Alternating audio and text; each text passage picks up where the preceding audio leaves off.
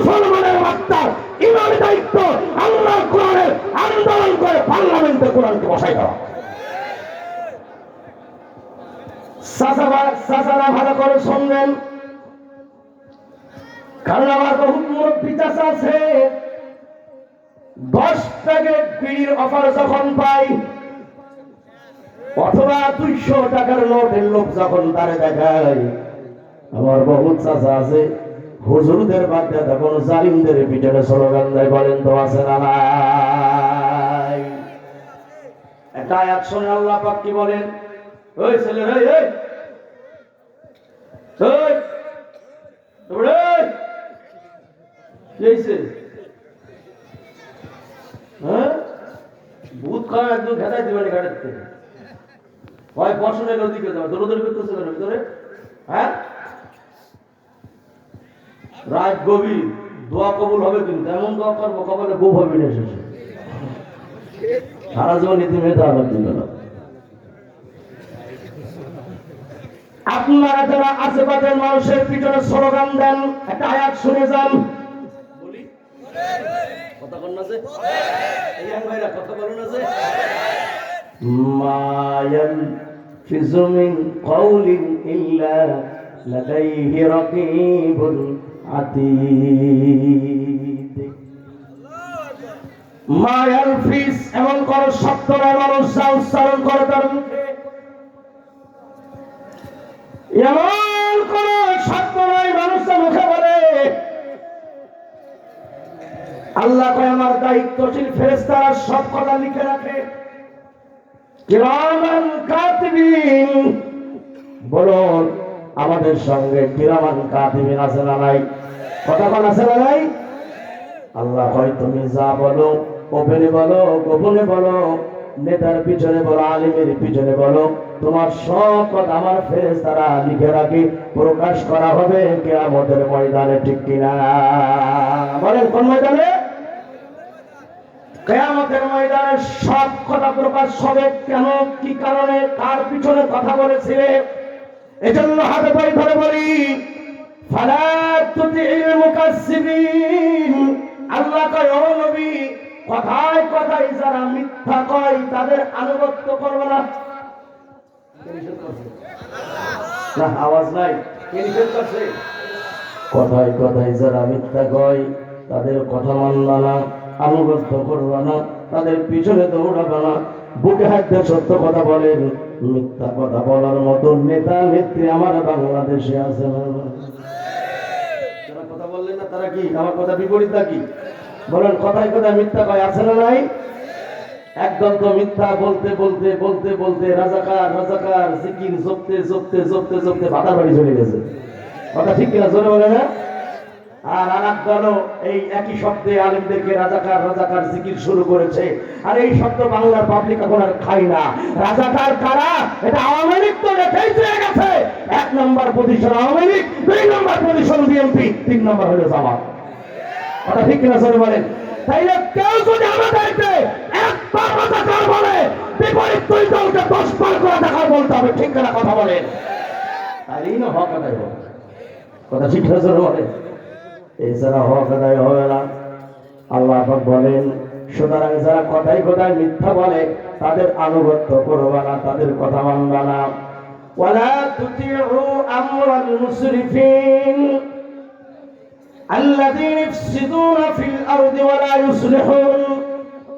আর আল্লাহ পাক বলেন, আমার জমিনের উপরে যারা হাঙ্গামা করে, দাঙ্গামা করে, যারা ফিতনা করে, ফাসাদ করে, খবরদার মুসলমানেরা তোমরা তাদের কথা মানবা না, তাদের আনুগত্য করবা না। বলেন নিষেধ করেছেন কে?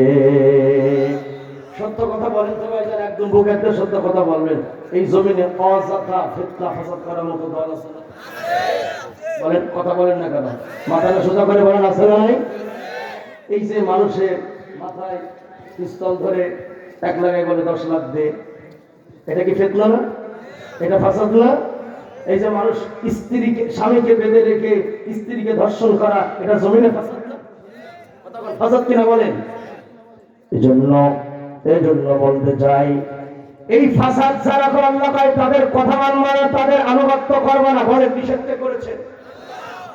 কেউ যদি আল্লাহর নিষেধ অমান্য করে নামাজ পড়ে রোজা রাখে, আল্লাহর কসম করে বলি তার একটা সিজদা আমার আল্লাহর দরবারে কবুল হবে না, ঠিক কিনা?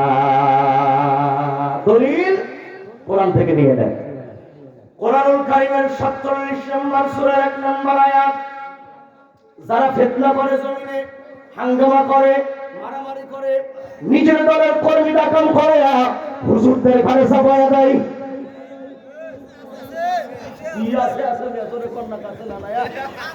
নিজের দলের কর্মী অকাম করে ইসলামী আন্দোলনের কর্মীদের ঘরে চাপাই দেয়। বলেন তো ভাইজান, আছে না নাই?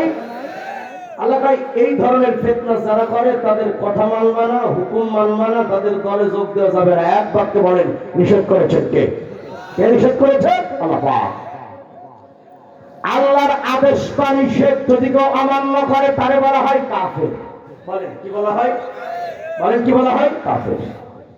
একটা আয়াত শুনে ব্যাপারে আল্লাহ পাক বলেন, উসজুদু লিআদম। আদমের বডি যখন তৈরি হয়ে গেল, আল্লাহ পাক রূহ ফুঁকে দিলেন, আদম এখন নড়াচড়া করে। আল্লাহ ফেরেশতাদের বলে, উসজুদু লিআদম, আদমের দিকে নত হও। সকলেই সিজদা করল, ইল্লা ইবলিস আবা ওয়াস্তাকবার ওয়া কানা মিনাল কাফিরিন। একজন সিজদা করে নাই। আপনারা বলেন তো, সিজদা না করার কারণে সে ফেরেশতা আছে না কাফের হয়ে গেছে?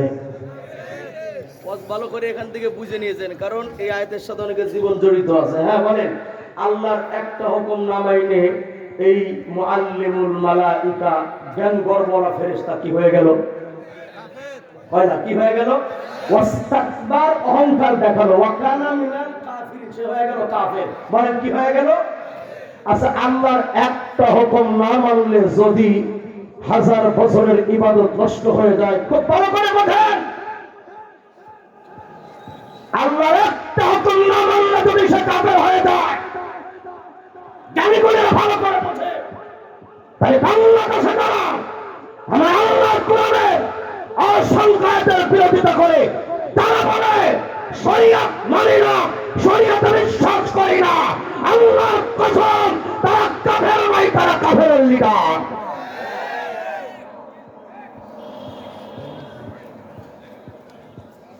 কথা বলবেন না, এদিকে তাকান। কবরে যেতে হবে, মরতে হবে, কোরআন বুঝে নিয়ে যান। বলুন, শরীয়ত মানি না, কোরআন মানি না, এ কথা বললে মুসলিম থাকে না, কাফের হয়ে যায়। যারা বলেন কি হয়ে যায়?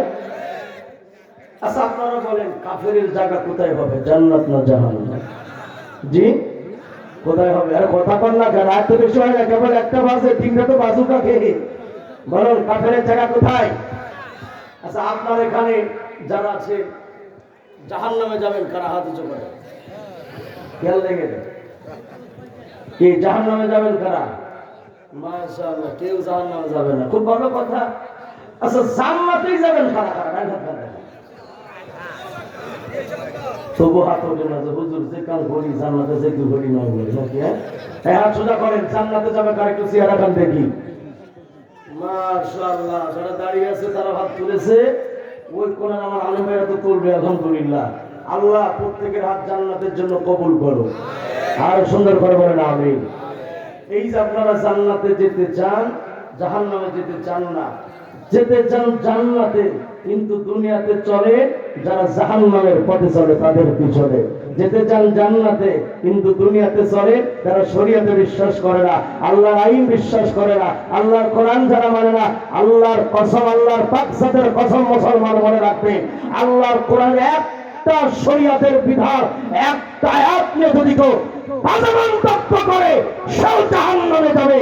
ওরা যারা সমর্থন করবে কথা দিয়া, কাজ দিয়া, মিটিং দিয়া, মিছিল দিয়া, ভোট দিয়া, নির্বাচন দিয়া, রাজনীতি দিয়া, ওরাও জাহান্নামে যাবে। তারা বলেন কথাকার আর কথা। আসেন আমরা দলিল গোড়া কোরআন থেকে দিয়া দেই, নাহলে আবার কবে তো হুজুর রাজনীতি করে গেছে, ঠিক কিনা জোরে বলে না? আমরা দলিল আল্লাহর কোরআন থেকে একটা একটা করে দেবো। এই ব্যাগওয়ালা কি করে, ইনি কিনা? হ্যাঁ, ওরে আমার আরাম, ও গম শোনাই দিচ্ছেন ভাই। আপনি যা বেচছেন বেচছেন, আর বেচছেন না, কারণ হলো আমরা এখন একটু মৌলিক কিছু কথাতে যাবো তো। কারণ আমাদের দেশের কিছু মুসলমানেরা নাকি বলে ধর্মের সাথে রাজনীতির কোনো সম্পর্ক নাই, এরকম একটা বাক্য আমাদের দেশে আছে। এই কি করে কথা বলে এরকম একটা বাক্য বলে না, ধর্ম এক জিনিস রাজনীতি বলে কিনা বলেন তো।